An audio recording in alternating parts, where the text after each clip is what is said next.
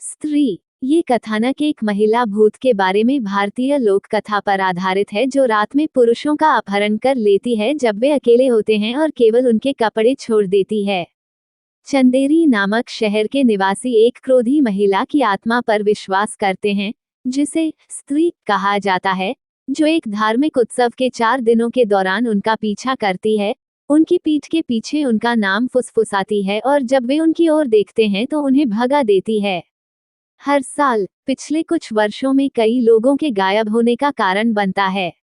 निवासियों को उसके प्रकोप से बचाने के लिए सभी घरों के प्रवेश द्वारों पर खून से हिंदी में "ओ स्त्री, कल आना" लिखा हुआ है और पुरुषों को त्योहारी सीजन के दौरान रात 10 बजे के बाद अकेले नहीं घूमने की सलाह दी जाती है। और सुरक्षा के लिए समूहों में घूमना निर्देशों के समानांतर महिलाओं को आमतौर पर अपनी सुरक्षा के लिए पालन करने के लिए कहा जाता है।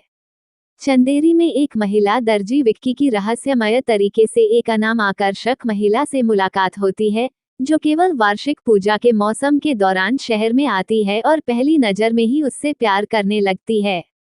वो उससे एक लहंगा सिलने के लिए कहती है।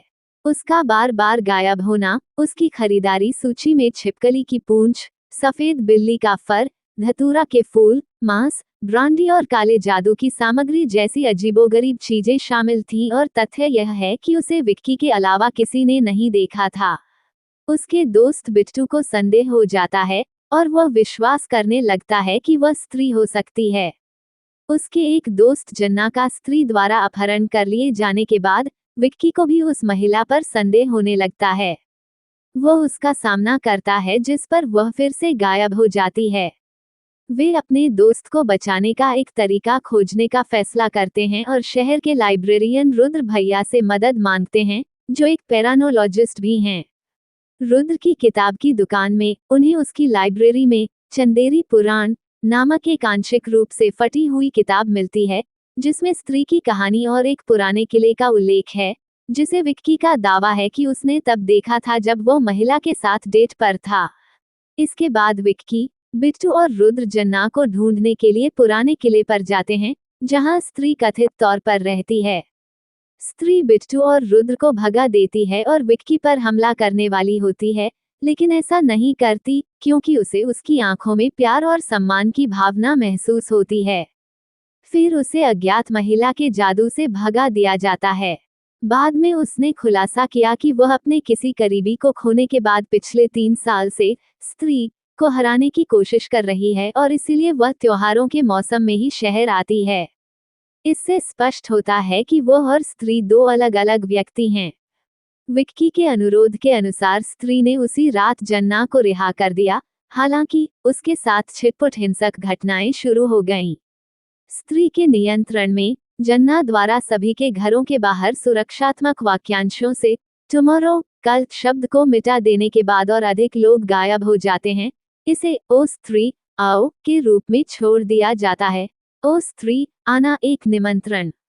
विक्की, बिट्टू, रुद्र और महिला ने शहर को बचाने के लिए एक स्थायी समाधान खोजने के लिए पुस्तक के लेखक शंकर शास्त्री से मिलने का फैसला किया और उन्होंने उन्हें बताया कि स्त्री एक समय एक बेहद खूबसूरत वेश्या थी, जिसे शहर का हर आदमी चाहता था। आखिरकार उसे एक ऐसा आदमी मिला जो उससे सच्चा प्यार करता था और उससे शादी करना चाहता था, लेकिन उनकी शादी की रात स्त्री और उसके पति को शहर के ईर्ष्यालु लोगों ने मार डाला।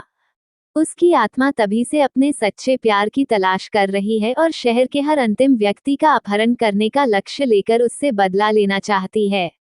शास्त्री उन्हें एक भविष्यवाणी के बारे में बताते हैं जो एक उद्धारकर्ता की ओर इशारा करती है और विक्की आश्चर्यजनक रूप से उद्धारकर्ता का वर्णन करने वाली सभी विशेषताओं को देखता है। प्रारंभ में विक्की उस पर तब तक विश्वास करता है जब तक कि वह एक वेश्या के बेटे उद्धारकर्ता की समावेशी विशेषता को याद नहीं कर लेता। उसके दोस्त उसके वेश्या का बेटा होने का रहस्य उजागर करते हैं, जिससे विक्की क्रोधित हो जाता है और वह जल्दी से वहां से चला जाता है। नशे की हालत में वह अपने पिता से भिड़ जाता है, जिस पर वह चुपचाप विक्की को और अधिक परेशान करने के लिए सहमत हो जाता है, लेकिन फिर अपने पिता के स्नेह और प्रयासों के लिए आभारी महसूस करता है और अपने शहर को बचाने का फैसला करता है, जिसने उसे स्वीकार किया और उसकी निंदा नहीं की। दोस्त और महिला स्त्री को मारने के लिए एक जाल बनाते हैं, लेकिन विक्की को पता चलता है कि स्त्री केवल प्यार और सम्मान चाहती है और योजना से झिझकती है। तब महिला ने विक्की को सुझाव दिया कि वो उसकी लंबी चोटी, जो उसकी शक्तियों का स्रोत है, काट दे ताकि वह शक्तिहीन हो जाए। वह ऐसा करता है और स्त्री गायब हो जाती है। महिला अगले दिन शहर छोड़ देती है और विक्की उससे विदा लेता है। इस बार उसका नाम पूछना भूल जाता है। बस में महिला स्त्री की चोटी को अपने बालों के साथ मिला लेती है और फिर बस से गायब हो जाती है, जिसका अर्थ है कि वह चुड़ैल है जो अपनी चोटी के माध्यम से स्त्री की शक्ति चाहती थी। स्त्री अगले वर्ष फिर से चंदेरी जाती है और उसे शहर के प्रवेश द्वार पर एक नए वाक्यांश के साथ अपनी मूर्ति मिलती है, हे स्त्री, हमारी रक्षा करो, ओ स्त्री, रक्षा करना। इस प्रकार उसे सम्मान मिलता है और वह चंदेरी में प्रवेश नहीं करती है। यदि ये कहानी आपको पसंद आई हो तो अपने दोस्तों और अन्य लोगों के साथ शेयर जरूर करिएगा।